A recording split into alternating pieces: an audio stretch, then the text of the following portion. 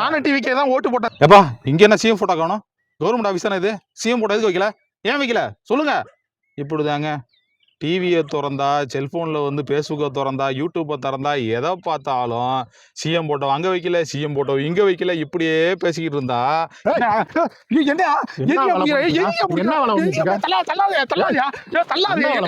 என்ன வேலை? நான் என்ன வேலை பண்ண சொல்றது கேளியா? போன் ஒண்ணு எடுத்துக்கிட்டு ஆட்சியை பத்தி குறை சொல்றது. குறை சொல்ல ஏங்க, நீங்க டிவிக்கேவா? சரியில்ல, நீங்க டிவிக்கேவா?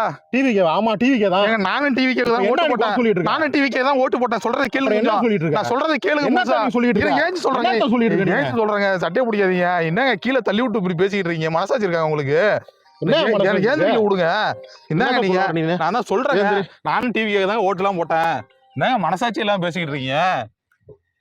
ஏங்க இப்ப நீங்க டிவிக்கே தானே ஓட்டு போட்டீங்க. என்ன சொல்ல வர நீங்க? அது சொல்லு போல. ஏங்க இவ்வளவு நாள் வந்து எந்த கவர்மெண்ட் ஆபீஸ்ல விஜய் சார் போட்டோ இருந்ததா? இல்ல. அப்புறம் விஜய் சார் போட்டோவை பார்த்தா ஓட்டு போட்டாங்க? இல்ல. விஜய் சார் மனசுல இருக்காருங்க, எல்லாரும் மனசுலயும். அவர் இருந்தா மனசுல இருந்தா போதுங்க, ஓட்டு போடுவாங்க. அந்த போட்டோ வைக்கிறதா பிரச்சனையாங்க? எவ்வளவு பிரச்சனை நாட்டுல இருக்கு, அதை தாங்க நான் சொல்ல வந்தேன். எல்லா அமைச்சரும் போய் போட்டோ வைக்கல இது ஒரு பிரச்சனையாங்க. அததாங்க சொல்ல வந்தேன். இதெல்லாம் ஒரு பிரச்சனை நாட்டுல.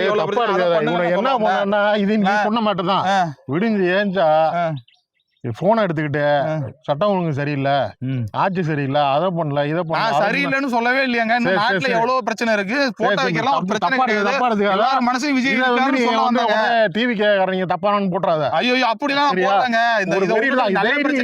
சொல்ல வரேங்க தம்பி தான். என்னன்னா டெய்லி தப்பு சொல்லிக்கிட்டே இருக்காங்க, நல்லதை பேசவே முடியாது.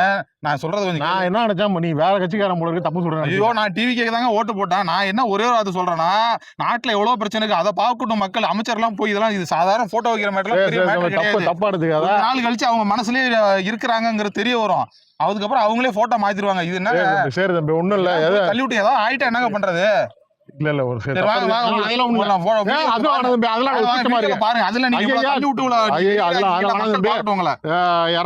பாக்குறவங்களுக்கு ரொம்ப மன்னிப்பு கேட்டுக்கிறான். இது தெரியாம நடந்து போச்சு, சாரிப்பா. நீ எதுவும் தப்பா சொல்லி விடாத. புடிச்சு தள்ளி விட்டு பயமாயிடுச்சு. ஏதாவது கீழே கீழே கடந்து குத்தி வெறி ஆயிடுச்சுப்பா. இதே வேலையா இருக்கு. யாரும் வெறி ஆகாதீங்க. என்னங்க வெறியாய் பிரச்சனை பண்ணி விடுறீங்க?